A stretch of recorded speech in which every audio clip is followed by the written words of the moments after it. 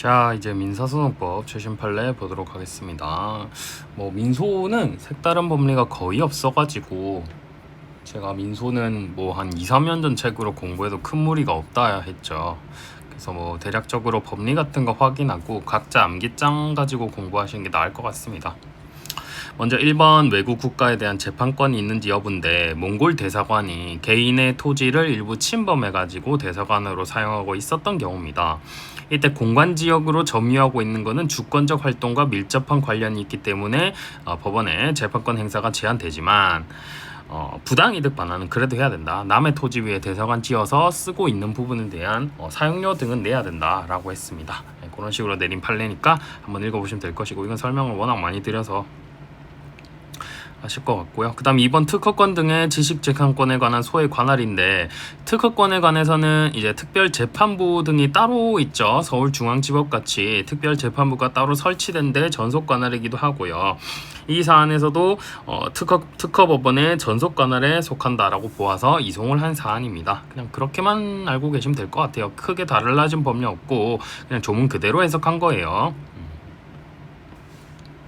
그 다음 3번, 이것도 과거 판례 그대로 1995년도인가요? 과거 판례 그대로 답습한 겁니다. 전속관할 위반한 이송 결정에도 기속력이 있으니까 그것에 반해서 다시 이송할 수는 없다 이건데, 다만 상급심 법원에는 구속력 없다라고 되어 있었죠. 제 핵정에 옛날 95년도 판례로 들어가 있는 그걸로 정리하시면 되겠습니다. 별다른 내용 없고요. 그 다음 4번, 법인의 특별대리인 선임 신청. 이 경우에는 본안 사건이 장래 계속돼 또는 이미 계속되어 있는 법원에다가 특별대리인 선임해 주세요 라고 하면 됩니다. 그 다음 직무집행정지 가처분으로 대표권을 상실했다면, 이 친구는 지금 법원의 처분으로 대표권을 상실한 거죠.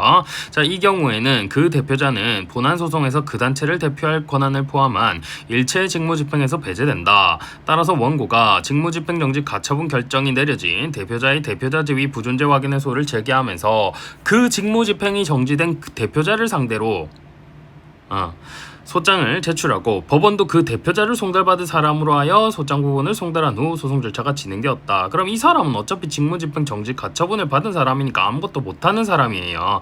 그래서 이 소송인은 모두 무효가 되고요. 자, 그러나 민사소송법 제64조에 따라 준용되는 59조 전담 및 60조는 소송 행위에 필요한 권한 수여에 흠 있는 경우에는 법원은 이를 보정토록 명하여야 하고, 보정한 뒤에 추인한 경우에는 이를 한때 소급해서 효력이 생긴다라고 하고 있고, 이러한 보정은 항소심에서도 가능하다. 우리가 아는 법리들 그냥 설시한 것밖에 없습니다. 그다음 6번, 교회가 교인 총회결의 부존재 확인의 소를 제기할 수 있는지. 그냥 한번 생각해 봅시다. 교회는 뭐죠? 비법인 사단이죠. 비법인 사단은 민사소송법 52조에 따라서 소를 제기할 수가 있죠. 그래서 교회 스스로 원고가 되어가지고 확인의 이익이 인정되는 경우에는 결의 부존재 확인의 소를 제기할 수도 있습니다. 자, 이것과 비교하실 게 뭐였죠? 조합은 조문에 없으니까 당사자 능력을 갖추지 못하였다. 조합이 당사자 능력을 갖추지 못했으니까 원래는 조합원을 모두 표시해야 되는데 그게 번거로우니까 업무집행 조합원이라든지 그 다음 신탁법상 취지를 잠탈하지 않아야 하는 경우에는 업무집행 조합원을 소송 담당자로 임명한다든지, 그게 아니라면 변호사를 그냥 쓰던지 이런 것들, 조합의 소송 수행 방안 요것도 나올 수 있다. 그래서 정리를 해주시면 됩니다. 이 채판이 나오면 교회가 부존재 확인의 소를 제기할 수 있는지가 나올 수도 있겠지만, 관련한 쟁점으로서 조합이 등장할 수도 있습니다. 그 다음 7번도 24년도 최근 판례 아니죠. 옛날부터 있던 판례죠. 80년대부터 계속 나오던 판례죠. 원래 제 책에 80년대 판례로 실어져 있다가 24년도 판례로 그냥 바꿨는데, 단체 내부 분쟁에 있어서 제가 뭐라고 항상 예시를 들어요. 삼성전자를 상대로 소를 제기할 것이냐, 삼성전자 대표이사를 상대로 소를 제기할 것이냐. 근데 소의 실효성 확보, 집행력의 확보를 위해서는 삼성전자, 즉 단체 피고설이 타당하다라고 했었죠. 그 얘기입니다. 그 얘기고, 나아가서 대표자를 피고로 해야 될지 단체를 피고로 해야 될지 잘 모르겠다. 물론 지금은 법리가 확립되어 있지만 잘 모르겠다 하면서 이 친구들을 순위를 붙여서 청구하는 예비적 공동소송도 되죠. 이게 우리가 아는 소송법상 양립 불가능한 경우죠. 그것까지 같이 정리해 두시고, 요거는 출제될 수 있습니다. 출제될 수 있는데, 그 민사소송법에서는 제가 별표를 최대한 많이 안 하려고 했어요. 우리 기존에 아는 법리들로 충분히 다 풀 수 있습니다. 제 강의 들으신 분들한테는 제가 작년에는 일종의 파이널이죠.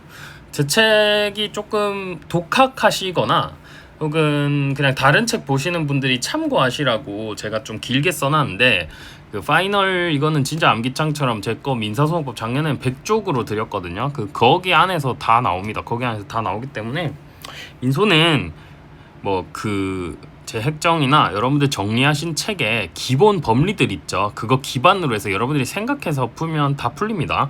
모든 판례를 다 알려고 하지 마시고 기본 법리로 줄기를 세우면 다 풀리는 게 민사소송법입니다. 민법보다 더 잘 통해요. 정리를 좀 해두시고, 그다음 8번 주주명부상 주주가 주주의 지위를 다투는 회사 등을 상대로 주주권 확인의 소를 구할 이익인데요. 주주 명부상 주주면 우리 명부에 주주로 올라가 있으면 회사에 대해서도 주주권을 행사할 자는 이 친구죠. 근데 그건 주주권을 행사할 자의 문제예요. 주주권을 행사할 자의 문제랑 주식이 누구에게 귀속되었는지의 문제는 다른 거다라고 했었죠. 예를 들어 주식은 양도할 수 있잖아요. 이미 팔았어요. 근데 주주 명부에 명의 개설을 하지 않았다면 A라는 사람이 B에게 팔았는데 여전히 주주 명부에는 A가 기재돼 있는 거죠. 근데 A는 B에게 팔 수 있잖아요. 그럼 주식은 지금 B에게 있는 거고, 이 B라는 사람이 자신이 샀음을 가지고 형식적으로 심사를 받아가지고 명의 개설을 청구해서 주주 명부에서 A에서 B로 바꾸는 절차를 거쳐야 B가 이제 주주 명부의 주주로 기재되게 되겠죠. 즉 주주권이 귀속되는 자와 주주권을 행사할 자가 누구인지의 문제는 분리가 됩니다. 따라서 주주권 확인의 소를 구할 이익도 역시 확인의 이익, 법 현장이 있을 때에는 인정된다라는 판례입니다. 그래서 그 내용들 밑에 제가 형편 쳐놓은 거, 주식의 소유권 귀속에 관한 권리관계와 주주권 행사 국면은 구분되는 것이므로 확인의 이익이 있다면 주주권 확인의 소를 구할 이익이 있다라고 보시면 되겠습니다.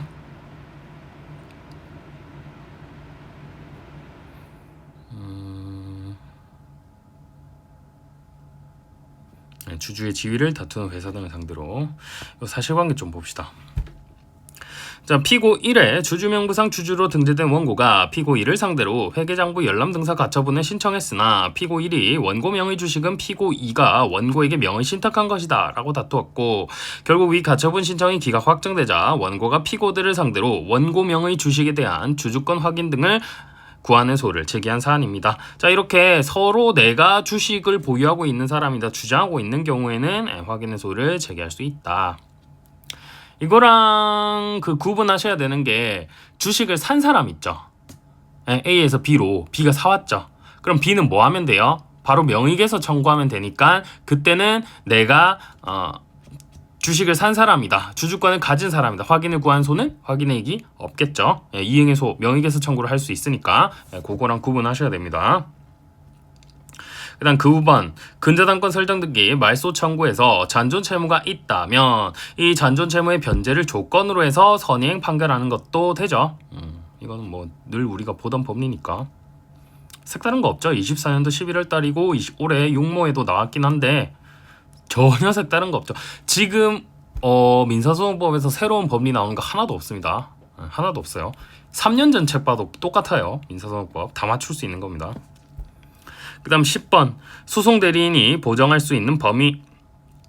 이런 거는 조금 지엽적이라서 대결 판례들은 조금 지엽적인 것들이 있죠. 상소장에 인지를 붙이지 아니한 흠이 있다면 소송대리인은 이를 보정할 수 있고 변호사에게도 인지의 보정을 명할 수 있는데, 변호사가 상소자에게 특별수권을 받았다 하더라도 이게 지금 상고장 작성 제출한 게 당사자 본인이었어요. 그럼 갑자기 변호사한테 뜬금포로 보정하라고 하면 뭐 보정하라는 거지? 이러겠죠. 변호사도 모를 수 있죠. 의뢰인이 자기 마음대로 이렇게 제출해버릴 경우에는 소송 대리인에게 보정 명령을 수령할 권능이 없다라고 봅니다. 이거는 뭐 그걸 낸 당사자에게 보정하라 이렇게 명해야 된다.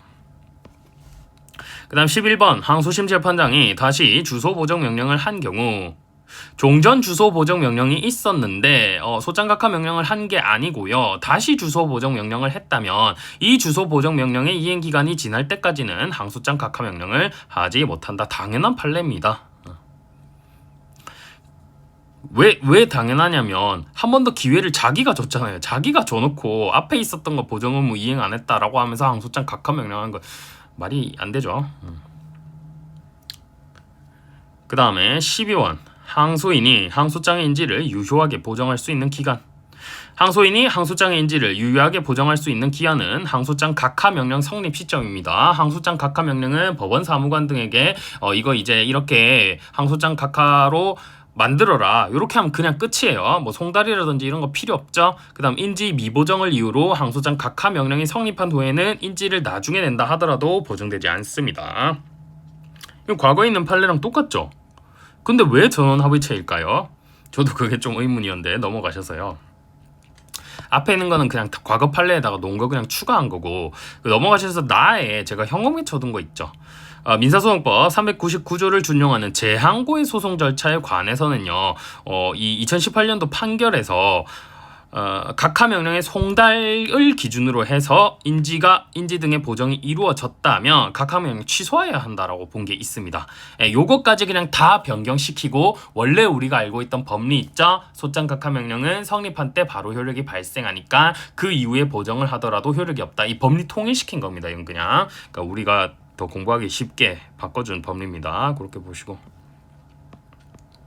그 다음 13번 변호사의 쌍방 대리는 원칙적으로 무권 대리지만 이거를 다 내가 감수하고 쌍방 대리를 해도 된다라고 추인을 한다면 이거 유효하게 되죠. 뭐 별다른 거 없고.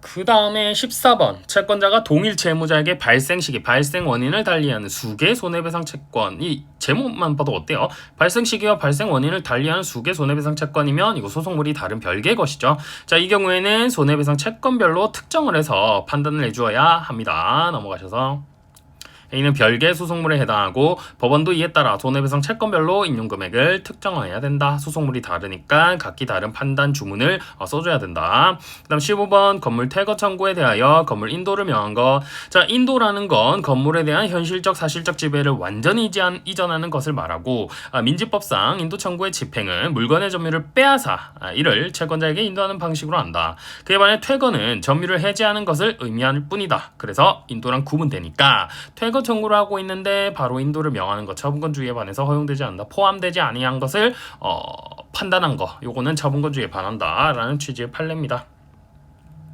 뭐 연대 채무로 할 것을 구하였는데 뭐 개별 채무로 인정한 거, 이런 것들 다 처분권주의에 반하죠. 그런 것들이랑 그냥 같습니다. 그다음 16번 추한항소의 부적법 사례 연습 제 핵정에 계속 실어놓은 건데 이게 뭔가 좀 보기가 좋아가지고 가져왔습니다. 계속 보기가 좋아서 또 가져왔어요. 사실관계 원고는 2012년 7월 4일 1심에 소장을 접수하였고 피고들은 2012년 7월 9일 소장 부본을 받았어요. 소장 부본 받았어요. 피고들이 30일 이내 답변서 등을 제출하지 않자 무변론 판결 선고했고요. 이후 1심 법원은 당초 피고들이 소장 부본 등을 송달받은 주소지로 판결 정보는 송달을 실시하였으나 이것도 안 받으니까 공시 송달로 해서 송달의 효력이 발생하였고요. 피고들은 그로부터 2주의 항소 기간이 지난 2014년 4월 26일 2년하고도 6개월이 지났네요. 추한 항소장을 제출합니다. 이거 적법한가요? 추한 173조 민사소송법 173조의 요건 다 있으니까 외울 거 하나도 없고 여기서 우리가 외워야 되는 거는 이게 귀책 사유가 있는지 없는지였죠. 처음부터 받았다면 조사 의무가 있으니까 그 이후 알아보지 않은 거 귀책 사유 있으니까 추한항소 제기하지 못한다. 근데 처음부터 받지 못하였다면 그때는 귀책 사유가 없으니까 추한항소 가능하다였는데 첫 번째 줄 송달 받았다 돼 있죠. 받았는데 안 알아봤으니까 귀책 사유 있습니다. 그래서 추한항소는 부적법합니다. 자, 원고의 소송 대리인은 2014년 10월 15일 원심법원에 소취하서를 제출했는데요. 어차피 추한항소 자체가 부적법하기 때문에 소취하서 제출하더라도 효력이 없습니다. 그리고 추한항소심 절차는 소취하로 종결 처리되었다. 환장하는 게 첫 줄부터 끝 줄까지 전부 다 잘못됐어요. 자, 원고는 2018년 4월 10일 원심법원에 소취하가 무효라는 취지의 재심소장을 제출하였다. 재심소장 언제 제출해요? 유효한 확정 판결이 있을 때 재심소장 제출하고 요건으로서 대기 당사보죠. 자, 그런데 소취하가 무효라는 취지면 이거 재심소장 말고 소가 취하돼서 소송 종료가 되었는데 그 소송 종료가 타당치 아니한 것이다 라고 하면서 변론기일을 새로 열어달라는 것이죠. 즉 기일 지정 신청입니다. 이거는 재심 소장을 제출할 게 아니라 기일 지정 신청을 해야 되는데 온갖 실수들이 많죠. 그래도 우리 민사소송법에서는 어떻게 한다? 그래, 니들 변호사들, 뭐 니들 당사자들이 법을 뭘 알겠니? 우리 판사들이 알아서 판단을 해주겠다. 이건 기일 지정 신청이다 라고 보고 판단한다라고 했습니다. 그래서 판시사항 보시면 추한항소 부적법한 거 제가 말씀드린 거 나왔고, 재심소장 제출은 기일 지정 신청인 거 나왔고, 그 다음에 소취하도 효력이 없다. 이미 추한항소가 부적법해서 확정 판결 효력이 그대로 유지되니까 소취하도 무효다. 이런 쟁점들 내기가 좋아 보여가지고 계속 보시라고 넣어놨습니다. 나올 때까지 전 넣어둘 겁니다. 이거. 그 다음 17번 소송 서류가 당사자와 소송 대리인에게 모두 송달된 경우 송달의 효력 기준 시점인데요. 두 사람 중에 먼저 도달한 때를 기준으로 송달의 효력을 따지면 된대요. 소송 서류는 두 사람 모두에게 송달되었다면 먼저 도달한 거 기준. 변호사한테 송달됐으면 변호사가 알아서 일 처리할 거고, 당사자한테 송달되었으면 당사자가 변호사한테 전화를 하겠죠? 그렇게 보시면 되겠고. 그다음 18번 변제 충당 하부에 관한 재판상 자백입니다. 자, 재판상 자백이 쟁점으로 나왔을 땐 조금 껄끄러워요. 제가 보통 조문을 이용해서 그냥 베껴 쓰시고 외우는 거 최소화하라고 하는데, 재판상 자백은 다 외워야 됩니다. 상대방의 주장과 일치하는 자기에게 불리한 주요 사실의 진술, 이게 재판상 자백이죠. 재판상 자백이고, 불리하다라는 의미에 관해서 이제 패소 가능성설이라든지 그런 것들 다 정리를 해두셔야 되고요. 그 다음에 자백의 철회 같은 경우에도 보통 되지 않는데 오동차 재심사 요를 유추 적용해서 취소 철회할 수 있다거나, 그 다음 상대방 동의가 있다거나 288두 단서 반지실, 그 다음 착고에 기했을 때 철회할 수 있다. 요거까지 몽땅 다 외워주셔야 돼요. 재판상 자백은 여러분들이 참고하실 수 있는 게 없습니다. 이거 판례 못 외우면 한 개도 못 씁니다. 그래서 재판상 자백은 다 외워주셔야 돼요. 제가 외우는 거 싫어하지만 다 외워주셔야 됩니다. 이런 거는 그거 한번 보자라고 갖고 온 거고, 변제 충당 합의가 있었다면 요 합의도 자백의 대상이 됩니다. 자백의 대상이 되고, 그 다음에 우리 객관식에 많이 나오는 거, 이 자백의 대상이 되는 거 안 되는 거 다 이 객관식 문제 풀면서 정리해 두세요. 제 암기장에도 다 있긴 한데, 여러분들 제 암기장들이 핵정들이 암기장이라기엔 좀 두껍긴 한데 그거 객관식도 90% 커버됩니다 다. 그래서 여러분들이 안 익숙하다면 문제를 아직 덜 보셔가지고 적용이 안 되는 건데, 문제를 보고 다시 핵정 보면 이 책에 다 있구나라는 걸 아실 수 있거든요. 그래서 그거 보고 제가 정리해 둔 것만 다 정리하셔도 문제 다 풀 수 있습니다. 제가 제 핵정으로만 보신 분 중에 제일 많이 맞추신 분이 민사법 70개 중에 66개인가? 맞히셨어요. 그래서 뭐 됩니다. 그렇게 보시면 되겠고, 모의고사는 근데 좀 빠져 있을 수도 있어요. 최근 모의고사만 제가 넣어놔서 지역적인 거 다 빼고. 그러고 그 다음 19번 처분문서, 기재된 공제 및 상기 약정의 해석. 처분문서에 적힌 내용 같은 경우에는 일반적으로는 실질적 증거력을 그대로 있는 것으로 모아서 해석하는데, 합리적 이유가 있다면 그것과 반하는 사정을 가지고 인정해도 되죠. 그거에 관한 그냥 해석론이고요. 공제가 조금 더 상계보다 세다네요. 우리 임대차에서 보증금 반환 채권의 성질로서요, 최근 최신 판례 있죠. 사실 최신 판례 아닌 거 2018년도에 나왔는데 또 계속 최신 판례 나오고 있는 거, 495조 유추 적용에 의해서도 상계는 못하지만 보증금에서 공제할 수 있다라는 판례 있죠. 그것만 보더라도 공제의 담보적 효력이 조금 더 세다라는 겁니다. 그런 내용이 그냥 있으니까 읽어보시고, 그 다음 판결서의 이후에는 전반적 취지에 비추어 그 주장을 인용 배척하였음을 알 수 있는 정도만 기재되었다면 판단 누락 아니다. 이것도 계속해서 반복해서 나오고 있더라고요. 한번 보시면 되고,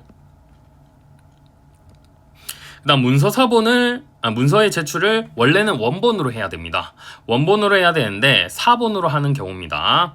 이 변리사 시험에는 이미 나왔고, 변호사 시험에는 나올 확률이 매우 높죠. 자, 문서의 제출은 원본으로 해야 되고, 원본이 아니고 단순히 사본만으로 한 증거 제출은 원칙적으로 부적법하다. 원본의 존재 및 원본의 성립의 진정에 관해 다툼이 있고, 사본을 원본으로 대용하는 것에 대하여 상대방으로부터 이의가 있는 경우에는 사본으로서 원본을 대신할 수 없다. 이의가 없으면요? 그냥 사본 제출해도 원본 제출한 것처럼 됩니다. 근데 이의가 있으면 사본으로서 원본 대신할 수 없고요. 그냥 사본을 제출한 게 되는 겁니다. 자, 그래서 사본을 원본으로서 제출하는 경우에는 그 사본 자체가 독립한 서증이 되긴 하지만 원본 제출한 건 아니다. 이 경우에는 증거에 의해 사본과 같은 원본이 존재하고 그 원본이 진정하게 성립하였음은 인정되어야 됩니다. 이렇게 그냥 읽으시면 될 것 같아요. 4번 제출했을 때 그래서 거기 적힌 내용을 가지고 바로 계약 내용 등을 인정할 수 있는가 뭐 이런 식으로 문제는 나오게 되겠죠. 그런 것들 보시면 되겠고, 그 다음 문서 제출 명령의 거부. 민소법 344조 해석론과 관련한 건데, 여기서는 그 금감원 직원이요, 공무원 또는 공무원이었던 사람이 직무와 관련하여 보관하거나 보관하고 있는 문서에서 공무원에 준하는 것으로 봤다라는 겁니다. 금감원 직원을. 이 친구들은 공무원이 아닌데 공무원에 준하는 것으로 보아 제출을 거부할 수 있다라고 보았습니다. 가볍게 보시면 될 것 같고요. 객관식은 이미 나온 것 같죠. 그 다음 22번 중요한 거. 이게 행시에만 나왔나? 중요한 건데. 자, 갑회사가 을을 상대로 대여금 청구 소송을 제기하여 공시송달에 의한 승소 판결을 선고받았고, 그 후 갑회사로부터 대여금 채권을 양수한 병회사가 을을 상대로 양수금 청구 소송을 갔죠. 사실 대여금 이거를 사와가지고 양수금 청구 소송했으니까 소송을 갔죠. 근데 둘 다 공시송달 승소 판결 받았고 을이 각 추한 항소를 제기합니다. 양수금 청구 소송의 항소심 법원이 병회사는 소를 취하하고 을은 소 취하에 동의한다라는 화해 권고 결정을 하였고, 병 소송을 유지시켜야 되는데 병 거를 소 취하했네요. 왜 이렇게 했지? 라고 하니까 뒤에 보니까 병이 갑의 소송에 승계 참가를 했습니다. 어차피 갑 거 내가 사왔으니까 내가 갑 소송 승계 참가할게 라고 한 겁니다. 자, 걸어서 볼게요. 이때 중복제소에 문제가 있어. 왜 중복제소 문제가 있었냐면 화해 권고 결정이 확정되기 전입니다. 확정되기 전이면 아직 소가 계속 중이죠. 소가 계속 중일 때에는 당속에 259조 중복제소에 문제가 있었는데, 시간이 지나서 자연스레 그 화해 권고 결정이 확정된 겁니다. 그래서 중복제소의 문제는 해소되었습니다. 대신에 지금 본안 판결을 받고 난 다음에 소 취하고 나서 다시 승계 참가도 소를 제기하는 거거든요. 저 소를 내가 하겠다라는 거니까 소를 제기한 것과 다름없거든요. 그래서 제소금지의 원칙이 또 문제된 건데, 이때는 권리보호 이익이 달라서 제소금지 원칙에 도 반하지 않는다. 267조 2항 제소금지 원칙에도 반하지 않는다라고 한 사안입니다. 그래서 쟁점이 중복제소랑 제소금지 두 개입니다. 문제 사실관계 잘 읽고 푸셔야 돼요. 이거 그냥 외워서 푸시면 안 돼요. 잘 읽고 푸시는 게 무슨 의미냐면 지금 어떤 상황인지 잘 보고 푸셔야 돼요. 보통은 근데 변호사 시험이나 국가고시 문제들 같은 경우에는 이 판례 사실관계로 내기 때문에 그대로 기억해서 쟁점을 생각하시면 거의 틀림이 없긴 한데, 행시 같은 경우에는 가끔 이거 그냥 섞어버립니다. 문제를 아예 변형해버립니다. 그래서 행시는 조금 유의하실 필요가 있고. 그 다음 23번 관리단과 구분 소유자들이 제기한 소의 관계인데, 구분 소유자들, 여러분들 아파트 나중에 사시면 구분 소유자들이죠. 여러분들이 관리단을 뽑는 겁니다. 관리단을 뽑아가지고 그 친구들이 바쁜 여러분들을 대신해서 아파트와 관련한 사항을 책임지는 겁니다. 그래서 이들은 서로 소를 제기하게 되면 기판력이 미치는 관계에 있게 됩니다. 자, 거기 형광펜. 관리단이 부당이득 반환 청구 소송을 제기하여 판결이 확정되면 그 이유를 구분 소유자에게 미치고, 거꾸로 구분 소유자가 부당이득 반환 청구 소송을 제기하여 판결이 확정되었다면 그 이유도 관리단에게 미친다. 다만 관리단의 이러한 소송은 구분 소유자 공동이익을 위한 것으로, 구분 소유자가 자신의 공유지분권에 관한 사용수익 실현을 목적으로 하는 소송과 목적이 다르다. 구분 소유자가 부당이득 반환 청구 소송을 제기하였다가 본안에 관한 종국 판결을 소를 취하였더라도 관리단이 부당이득 반환 청구의 소를 제기한 것은 새로운 권리보호 이익이 발생한 것으로 267조 2항 제소금지에 반하지 않는다. 자, 쉽게 말해서요, 기판력은 미친다라고 봤는데 제소금지 같은 경우에는 아니랍니다.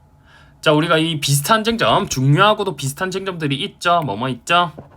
자, 당속의 중복 제소 금지 원칙. 당사자 동의, 소송물 동의, 소송 계속 중. 그 다음 중복 제소 금지 원칙. 당소 리본, 당사자 동의, 소송물 동의, 권리보호 이익 동의, 본안 판결 후 소취하. 그럼 또 비슷한 게 뭐 있죠? 기판력, 주, 객, 시인데 주가 뭐예요? 당사자 동일. 객이 뭐예요? 소송물 동일. 똑같아요. 똑같은데 이 제소금지에서는 이 권리보호이익이 좀 특별해가지고 보통 이거는 소를 제기할 수 있게 해줘야 되는데 라고 하면 권리보호이익이 다르다라는 식으로 합니다. 이것도 물론 저는 두 문자 따서 재불허소, 재침해라든지 소송 요건 갖추지 못했다가 나중에 갖추었다든지, 토지거래 허가 갖추지 못했다가 나중에 허가를 받았다든지, 이런 것들 외워주시면 되겠습니다. 여러분들 암기장에 다 있을 거예요. 제 책 안 보셔도. 그 다음 24번 반대 채무의 이행 제공을 하지 않았다는 주장은 청구 이의 사유가 아님. 자, 동시행 판결에서요 반대 의무의 이행 또는 이행 제공은 집행 개시의 요건입니다. 이게 갖추어졌음이 증명 내지 소명되어야 집행을 개시할 수가 있는 집행 개시의 요건이라서 청구 이의 소를 제기할 이유는 아니라고 합니다. 뭐 그렇게 그냥 보시면 될 것 같아요. 그 집행법 쪽은 엄밀히 말하면은 뭔가 사회적으로 이러이러한 게 있으니까 우리가 이걸 정하자. 가령 매매랑 임대차 생각해 보세요.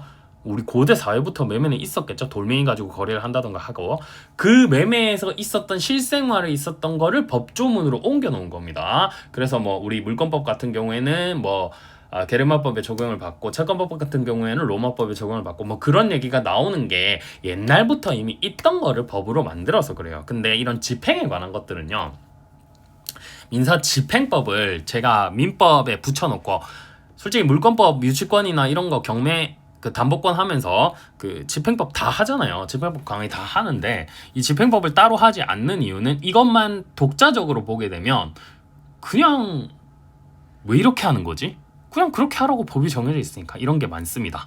그래서 집행법은 좀 이해를 하기 위한 거라기보다는 마치 상업 등기부와 관련한 법들? 이런 법들이 어디에 많이 나오면 법무사 시험에 많이 나옵니다. 법무사 시험. 저도 군대에 있을 때 법무사 시험 그냥 심심해서 한번 쳐봤기 때문에 이건 진짜 외우기 싫어요. 진짜 외우기 싫은데 이런 것들은 그냥 가볍게 보고 넘어가시면 됩니다. 집행과 관련된 내용들은.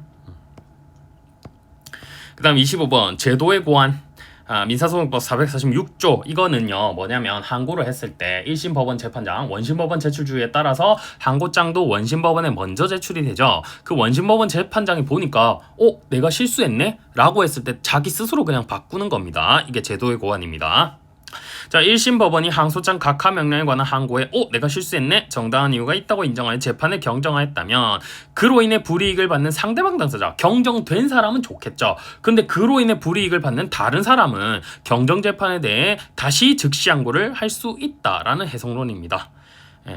경정 판결에 대해서 211조 3항이 즉시 항고를 할 수 있는 것으로 규정하는 거니까 지금 항고를 한 당사자나 항고를 하지 않았지만 상호 이익 대리 관계에 있는 상대방 당사자나 즉시 항고를 할 수 있어야 된다라는 겁니다. 해석론에 따라 그렇고요. 유추 적용해서 즉시 항고를 불복할 수 있다. 가볍게 보시면 되겠고 이런 문제는 법무사 시험에는 이런 포인트가 좀 중요한데 우리 변시에서는 그렇게 중요한 포인트는 아닙니다. 자, 26번 중요한 거 나왔네요. 물권적 청구권의 원고 계정물 승계인과 관련하여 변종된 승계인이 아니라고 본 판례.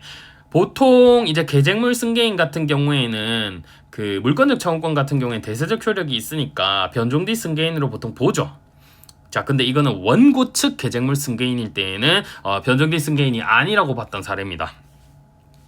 자, 토지 소유권의 기한, 물권적 청구권을 원인으로 하는 가등기 말소 청구 소송의 소송물은 가등기 말소 청구권이다. 그 소송에서 청구 개혁된 확정 판결의 기판력은 가등기 말소 청구권의 부존재 그 자체에만 미치고 소송물이 되지 아니한 토지 소유권의 존부에는 미치는 바가 없죠. 당연하죠. 가등기 유무효에도 미치지 않죠. 여러분들 기판력 상당히 어려워하시던데 성결적 법률 관계에는 기판력이 미치지 않습니다. 자, 거꾸로. 자, 지금 여기 선결적 법률 관계가 있고 가령 소유권이 있다라든지 이런 거죠. 그 다음에 그거에 근거한 청구, 소유권의 기한, 방해 배제. 그럼 기판력은요 청구하고 있는 여기에만 미치는 거예요. 이 선결적 법률 관계는 안 미쳐요. 자, 근데 우리 기판력에 미치는 것 중에 선결 관계라는 게 있습니다. 그건 뭐죠? 그거는 요 전자 소유권이 있냐 없냐를 먼저 따지고 그 다음에 소유권에 기한 청구를 했을 때에는 선결 관계 있죠. 요거 유의하셔야 됩니다. 저희 핵정에는 박재환 교수님 기본서에 있는 내용을 그대로 인용해가지고 써놨는데 박재환 교수님 제일 쉽게 써놓으신 것 같아서 기판력에 관해서는 그래서 요거 많이 헷갈려 하시던데 어렵지 않습니다. 그냥 청구하고 있는 소송물이 뭔지만 판별하시면 됩니다. 자, 나아가 청구 기각된 확정 판결로 토지 소유자가 갖는 소유권의 내용이나 그에 기초한 물권적 청구권의 실체적인 내용이 변경 소멸되는 것은 아니다. 가등기 말소 청구 소송의 사변종 후에 토지 소유자로부터 근저당권을 취득한 제3자는 적법하게 취득한 근저당권 일반의 효력으로서 자신만의 물권적 청구권을 갖게 되고 패소자의 가등기 말소 청구권을 승계하는 것이 아니며 자신의 근저당권에 기한 물권적 청구권을 원인으로 소송상 청구를 하는 것이므로 근저당권에 기한 물권적 청구권 뭐죠? 370조에서 준용하는 물권적 청구권 213조, 214조겠죠. 이거는 근저당권을 가지는 자가 따로 가지는 물권적 청구권입니다. 소유권자가 가지는 물권적 청구권이랑 다른 겁니다. 자, 하는 것이므로 민사소송법 제218조 제1항의 확정 판결의 기판력에 미치는 변종뒤 승계인이 아니다. 그러면은 우리 기판력 풀 땐 제가 주객시라고만 풀라고 했는데 주관적 범위에서도 변종뒤 승계인이 아니고 객관적 범위에서도 소송물이 다른 겁니다. 다 다른 거라서 요거는 기판력이 그냥 미치지 않는 겁니다. 그래서 교수님에 따라서는 왜 주관적 범위를 판단하는데 소송물에 관한 것도 판시를 해서 혼란스럽게 하느냐 요렇게 비판하시는 분도 계시는데 뭐 그냥 어쨌든 둘 다 안 미칩니다. 그 다음 27번 청구예소 및 잠정처분 신청 사건의 전속 권할 민지법 44조 1항이죠. 청구예소 이거는 뭐냐 기판력이 발생한 거 가지고 집행권은 가지고 집행권은 판결문이죠. 이 판결문 가지고 집행을 들어갈 때 그 청구권에 대해서 변론적일 이후 생긴 사정을 이유로 해서 집행 못해 라고 하는 게 청구예소죠. 이것도 전속관할 1심 법원 전속관할입니다. 제1심 판결법원에 청구예소를 제기해야 되고 이건 전속관할입니다. 계속 반복되고 있는 판례 새로 나온 거 아닙니다. 그 다음 28번 외국법원에서 승소 확정 판결을 받은 당사자가 다시 동일한 소를 우리나라 법원에 제기하였다면 권리보호이익이 없는데 이 승소 확정 판결 같은 경우에는 보통 우리나라에서 승인될 것이 예측되기 때문에 뭐 또 소를 제기할 수는 없다라고 했는데 예외적으로 이게 승인되지 않으니까 사회상규 등에 반해서 승인될 수가 없으니까 소를 제기할 필요성이 인정되는 판례들이 있었죠. 그게 뭐예요? 일제강점기를 인정한 판례 이런 것들은 우리나라에서 승인될 수가 없으니까 새로 권리보호이익이 있는데 보통은 없죠. 판결을 받았으면 보통은 없죠. 그거 한번 읽어보시면 될 것 같아요. 이건 뭐 그렇게 중요한 건 아닌 것 같습니다.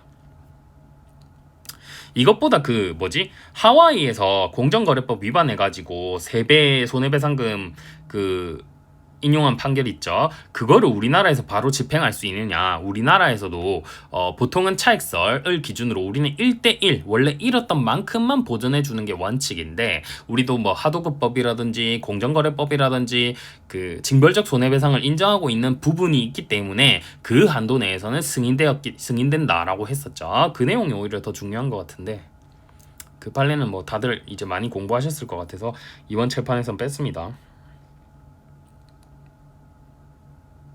징벌적 손해배상이 되면은 변호사 시장이 조금 확실히 커질 건데 아무튼 그렇고 그다음 29번 추한항소에서 1심 판결 후의 사정으로 소송 종료 선언을 하여 판결이 확정이 되었다. 추한항소가 열렸다라는 얘기는 항소심이 열렸다라는 얘기고요. 거기에서 소송 종료 선언을 해서 판결이 새로 확정된 겁니다. 그러면 기존에 있었던 1심 판결에 대한 청구 예소를 제기할 필요조차 없죠. 이렇게 이해하시면 되겠습니다. 자, 그 제일 마지막 줄 소송 종료 선언을 하여 그 판결이 확정되었다면 이로써 1심 판결의 형식적 확정력은 소멸하 했으니까 그에 대한 청구 이의소를 제기할 필요가 없다. 그 다음에 뭐 이것도 똑같은 것 같네요. 판결의 구체적 직접적 판단이 없어도 전반적 취지에 비추어 주장을 인용 배척하였음을 알 수 있는 정도라면 판단 누락이 아니다. 이렇게 보시면 되겠고. 그 다음 본래적 급부 청구와 함께 집행불능 시 대상적 급부의 이행을 명한 판결에 청구 예소가 제기된 사안인데요. 이것도 과거 판례랑 똑같습니다. 똑같고 이거는 변리사 시험에 출제가 되었습니다. 그래서 또 나올 수 있어요. 자, 채권적 청구권에 기해 물건의 인도를 구함과 동시에 그 집행불능에 대비하여 손해배상을 구하는 경우 그중 대상적 급부인 손해배상 청구는 민법 제390조 이행불능으로 인한 전보배상 또는 395조 이행지체로 인한 전보배상을 구하는 것으로서 이러한 청구의 병합은 현재의 급부 청구인 본래적 급부 청구와 현재의 급부 청구를 함은 기판력이 발생한 게 사변종 당시까지니까 그때까지를 말하는 겁니다. 이 청구와 사변종 이후 발생하는 장래 급부 청구인 대상적 급부 청구의 단순 병합이다. 요거는 단순 병합에 해당한다라고 봅니다. 단순 병합이니까 모두 다 판결해야 되고요. 판단이 빠졌다면 그거는 판단 누락이 아니라 재판 누락으로서 추가 판결을 해야 될 사안이죠. 그런 것들 그냥 읽어보시면 알 것 같고 뭐 기존에 있던 법리랑 똑같기 때문에 뭐 새로 뭐 말씀드린 건 없을 것 같아요. 그 다음 32번 성질에 따라 선병으로 판단한 사례. 자, 여러분들이 부진적 예비적 병합이 작년 육모였나요? 그 되게 헷갈려 하시던데 부진적 예비적 병합은 제가 그 핵정에서 말씀드리는 판례 등 한 2개인가 3개 있어요. 그거 빼고는 전부 다 선병으로 보시면 됩니다. 우리 판례는 기본적으로 성질에 따라 선병으로 보는 입장입니다. 성질에 따라 부진적 예비적 병합 순서를 붙여서 청구했다 하더라도 성질에 따라서만 판단합니다. 따라서 성질이 선병이면요 선병으로 보는 게 원칙입니다. 자, 2번 갑 등이 을 등이 위탁 판매하는 펀드의 수익증권을 매수했다가 손해를 입자 을은행을 상대로 을은행이 수익증권을 판매할 때 투자자 보호 의무 등을 위반하였다며 손해배상을 구한 사안인데요. 갑 등이 투자자 보호 의무 등 위반과 관련한 주장을 한 것이 체불 손배 민법 제390조인지 불법행위로 인한 손배 청구 750조에 기한 것인지 불명료하다면 성명권을 행사해가지고 판단을 해야 되고 요거는 2개 다 근거가 다르고 1억 원이라 친다면 1억 원이라는 돈을 받기 위한 취지는 같기 때문에 이건 선병이죠. 그렇게 기억을 하시면 되겠고 양립 불가능한 경우가 아니죠. 선병일 때에는 항소심에서 그 선택적 병합이 이루어졌다 하더라도요. 원래 판단을 했던 부분에 우선 심판을 해야 되는 게 아니라 임의 심판설이죠. 그래서 임의를 선택하여 심판할 수 있고 이유를 달리해서 판결을 할 때에는 요거 같이 파기하고 원래 있었던 판결 파기하고요. 그냥 선병에서 하나의 청구 원인을 인용해가지고 판단하면 됩니다. 그 다음 33번 요게 작년 1차 모의고사에 나왔습니다. 부진적 예비적 병합 항소심에 이르러 이것도 중요해요. 이거 다 중요하네요. 이건 다 중요합니다. 이거 나올 수 있습니다. 항소심에 이르러 새로운 청구가 추가된 경우의 재판. 항소심에 이르러 새로운 청구가 추가된 경우 추가되죠. 항소심에서도 추가됩니다. 기절사 동공이죠. 이거는 원목 변형 해결 방법 기절사 동공이고 청구의 기초적 동의성이 인정되면은 상대방 동의 없이도 청구 변경할 수 있고 추가적 변경할 수 있고 그다음 동의가 있으면은 기초적 동의성 없다 하더라도 또 되죠. 이게 다 됩니다. 항소심은 추가된 청구에 대해서는 실질상체 1심으로서 재판해야 된다. 요거는 추가된 거니까. 자, 만약에 교환적 변경을 한 경우에는 구소 취하 신소제기니까 새로 제기된 것에 대해서 항소심이 1심 법원으로서 판결하면 되고요. 이거 추가적 변경이라면 추가적 변경된 게 단순 선택 예비인지 또 따져줘야 되는데 어쨌든 추가된 것에 대해서는 항소심이 1심으로서 재판해야 되니까 만약에 단순 병합 사건이라 한다면요. 1심에서 판단된 부분에 대해서는 항소기각 판결을 내릴 수가 있는데 2심에서 새로 추가된 것에 대해서는 항소기각을 할 수가 없어요. 항소 판결을 하려면 대상이 있어야 되죠. 1심 판결한 게 없죠. 얘는 1심으로 사실상 항소심이 1심으로 재판하는 거니까 청구 기각 내지 인용으로 주문 표시를 따로 해야 됩니다.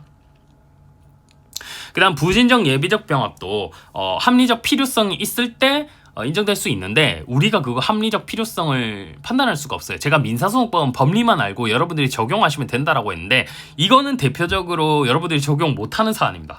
여러분들 뿐만 아니라 저도 모르겠고 고등법원 판사님들도 모르십니다.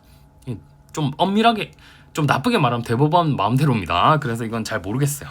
그래서 이거는 몇 가지 사안을 외워주셔야 되는데 그 중에 하나가 바로 요 사안입니다. 자, 세 번째 줄 주의적으로 재산상 손해배상을 구하면서 그 손해가 인정되지 않을 경우에 예비적으로 같은 액수의 정신적 손해배상 구하는 것처럼 논리적 관계가 밀접하고 심판 순위를 붙여 청구할 합리적 필요성이 있다고 인정될 때 이게 합리적 필요성이 있는 경우구나.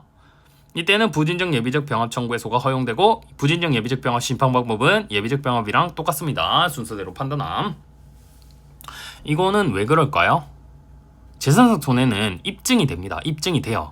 근데 분명히 정말 잘못한 것 같은데 입증이 안 돼가지고 재산상 손해배상액을 많이 인정 못 해주겠어요. 그럼 그때 하는 게 뭐죠?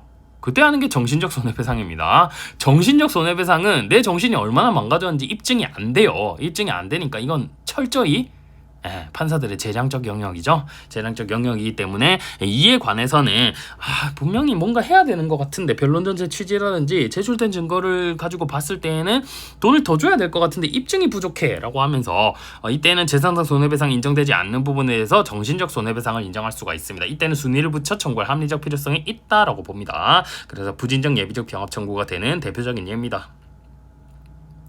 자, 부진적 예비적 병합은 예비적 병합이랑 똑같죠. 그렇기 때문에 주의적 청구를 배척한다면 예비적 청구를 판단해야 되는데 판단하지 않았다면 판단 누락으로서 상소 이유가 됩니다. 뭐 이거는 우리가 아는 기본적인 거랑 다 똑같은 거니까 넘어가겠고 21년도 판례니까 사실 제가 강의를 시작한 이래로 요 판례를 설명 안 한 적은 단 한 번도 없는 것 같긴 하네요. 그 다음 34번 변호사 시험에 바로 나왔던 판례입니다. 소송 서류 등이 공시 송달의 방법으로 송달되어 확정된 제1심 판결문을 기초로 등기 권리자가 소위 등을 마쳤으나 이후 제기된 추원 항소에서 제1심 판결이 취소되고 등기 권리자 소유권 이전 등기 청구가 기각되었다면 등기 의무자로서는 이미 등기 명예를 받은 권리자를 상대로 추원 항소 절차에서 반소를 제기하거나 별도의 소를 제기하여 다시 내 등기를 가져오기 위해서 이전 등기 말소 등기 절차를 구할 수 있다라고 합니다. 구할 수 있다. 이전 등기 말소 절차를 구할 수 있다. 저 친구가 승소한 것은 소유권 이전 등기 청구권이 있다라는 것이고 내가 지금 청구하는 것은요 등기 말소니까 요거는 소송물이 엄밀히 보면 다르기 때문에 구할 수 있습니다. 우리 제가 핵정에 사례 실어 놓은 거 있죠. 자, A가 B, C에게 넘겼고 또 다시 A가 이거를 갑에게 넘겼고 만약에 갑이 요거 소유권 이전 등기 청구의 소를 제기해서 확정 판결을 얻었다면 B가 A를 대위해서 등기 발소하면 요거는 모순관계에 있다라고 하는 거랑 배치되는 거 아닙니다. 모순관계에 있다라는 건 뭐죠? 소송물은 다르다는 겁니다. 소송물은 다른데 그 결론을 지음에 있어서 모순관계에 있으니까 안 된다라는 건데 기판력에 저촉된다라는 건데 이거는 소송물이 다르고 모순관계에 있다라고도 볼 수 없어가지고 요거는 등기 절차를 구할 수 있습니다. 추한 항소에서 왜냐하면 청구가 기각됐으니까요. 요거는 그래서 등기 구할 수 있습니다. 그 다음에 35번 선택적 병합 청구가 모두 기각됐는데 다시 상고에서 인용할 경우에는 역시 원심 판결을 전부 파기하고 인용 판결을 때려야 됩니다. 그 다음에 36번 독당 참가 소송에서 판결을 취소 변경하여 선고할 필요가 없는 경우 이것도 중요합니다. 이거 제가 가만보니까 이 팔문은 표시를 안 한 것 같기도 한데 이거 나온 적이 있는 것 같은데 어딘가에. 근데 중요합니다. 이거 갑과 을은 병과 토지 매매 계약을 체결하고 병에게 계약금 1억 원을 지급하였다. 을은 병에게 매매 계약이 무효임을 이유로 단독 매수인인 자신에게 계약금 1억 원 부당이득 반환 청구 소송을 제기하였고 갑은 자신이 단독 매수인을 주장하면서 또 부당이득 반환을 구하는 독당 참가를 하였다. 그래서 서로 내가 혼자 산 건데 나한테 1억 원 내놔라고 한 겁니다. 자, 법원은요 갑을이 공동으로 토지를 매수하였다라고 하면서 청구를 모두 기각합니다. 을은 항소하였고 갑은 항소하지 않았다. 그래서 그래도 다 올라가죠. 전부 의심되고 전부 심판 대상이 됩니다. 독당 참가니까 67조가 준용돼 가지고요. 항소심에서 을은 갑과 을이 공동 매수인이라는 1심 판결 내용을 반영하여 청구 취지를 5천만 원과 그 지연 손해금의 지급을 구하는 것으로 감축하였다. 빠르게 잘했네요. 감축.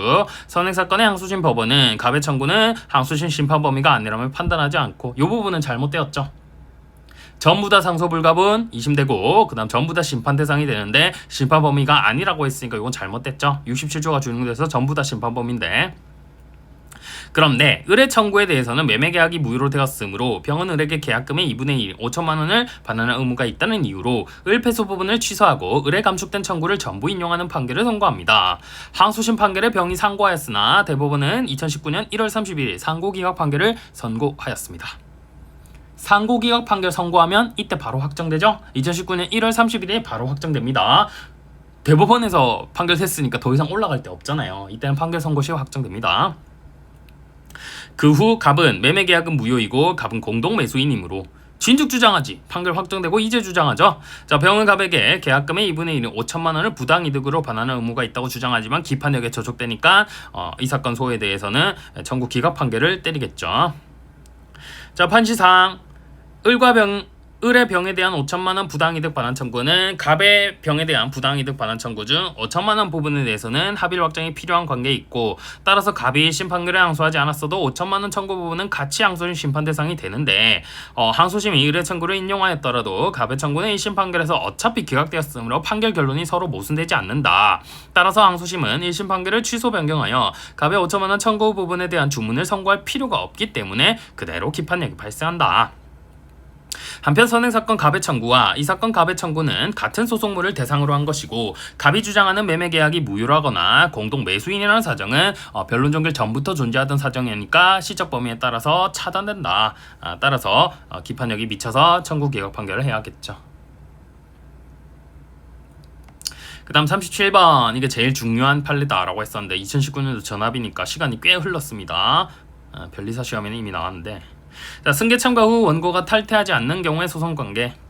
자, 갑이 을에게 예를 들어 채권에 기한 채무이행을 청구한 소를 제기했고, 그 다음에 갑이 병에게 채권 양도를 하고 탈퇴를 하고 싶죠. 하고 싶은데 을이 동의를 하지 않아서 남아있는 경우입니다. 이 경우에 소송관계가 어떻게 되는데, 갑과 병의 소송관계가 어떻게 되는데, 종전의 판례는요, 통상의 공동소송으로 보아가지고 전부 다 판단해야 된다라고 했는데, 자, 지금 전원합의체 판례는요, 종전 당사자가 승계 참가인의 승계를 인정하면서도 탈퇴 등을 하지 않거나 이에 대해 피고가 부동의하여 소송에 남아있는 경우, 원고의 청구와 승계 참가인의 청구는 그 주장 자체로 법률상 양립할 수 없는 관계에 있어. 채권은 갑거든 병거든 양립 불가능한 관계에 있죠. 따라서 판결의 모순 방지를 위한 합의 확정의 필요성이 있고, 민사소송법 81조가 승계 참가가 79조 독당 참가를 준용하고, 독당 참가에서는 다시 연합관계 67조를 준용하고 있으므로 67조 적용할 근거도 있기 때문에 승계로 인해 중첩된 원고와 승계 참가인의 청구 사이에서는 필공에 관한 67조가 적용되니까 요거는 필수적 공동소송 관계이다 라고 보았습니다. 필공이다. 여기 실익은 뭐가 있어요?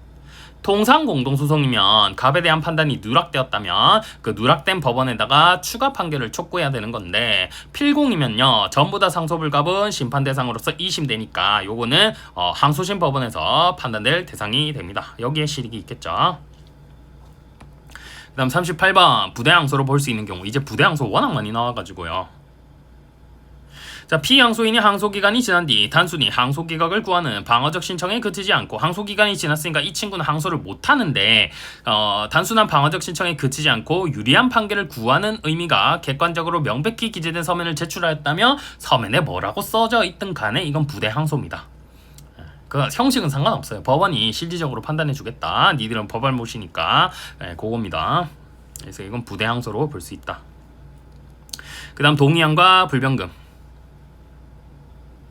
우리 상소 파트가 문제로 나오면 그 변리사 시험에 거의 나온 것들만 보셔도 되는데, 변리사에 사실 거의 다 나왔긴 한데, 상소가 나오면 항상 요건은 제가 적법 요건 대기, 이익, 대상적격, 기간 준수, 상소 이익이 있는지 여부 따지고, 그 다음에 본안과 관련해서는요, 상소 불가분 원칙과 불이익 변경 금지 원칙 그게 나오죠. 그런 것들만 다 정리해 두시면 됩니다. 이게 전혀 어려운 게 아닙니다.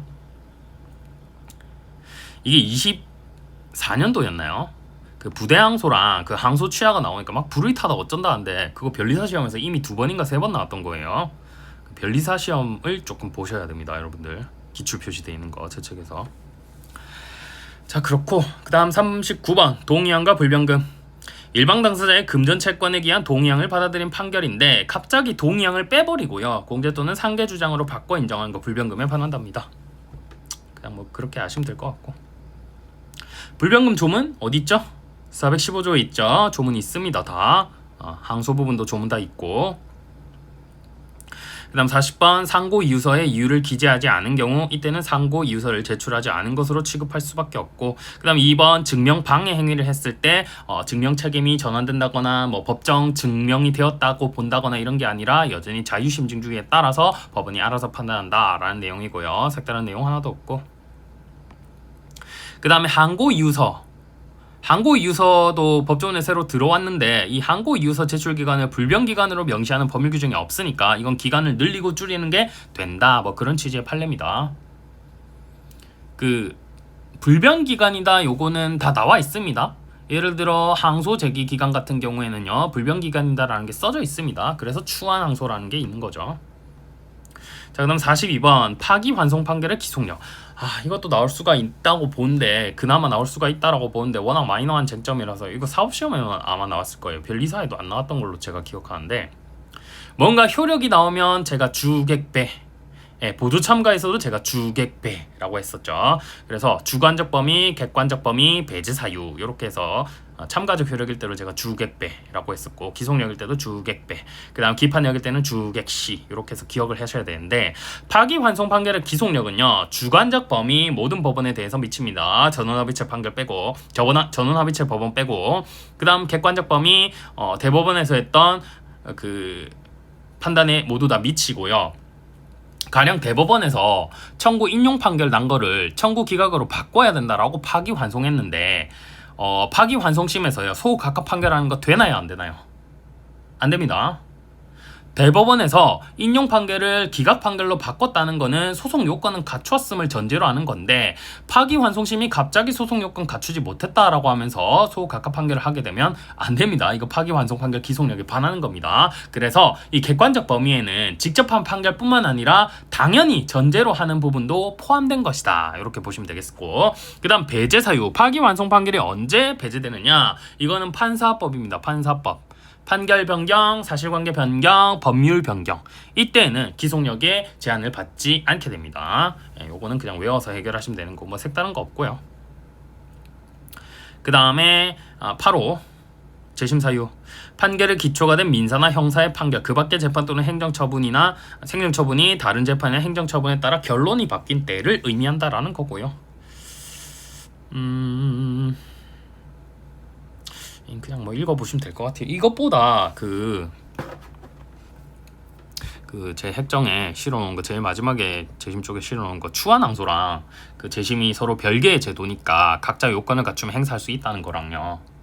그 다음에 원래 판결이 있고, 이게 5호 사유가 있어가지고 재심이 됐는데 다시 이 유죄 판결 받은 게 다시 무죄로 돼서 이게 8호 사유로 다시 재심이 개시된 게 있습니다. 이때 판결을 어떻게 해야 되느냐인데, 이거는 재심이 없었던 걸로 취급해서 뭐 판결할 게 아니라 원래 판결을 그냥 부활시키면 된다. 요 판례 있죠. 요게 그나마 좀 나올 법합니다. 재심 파트에서는. 그렇고 끝났네요.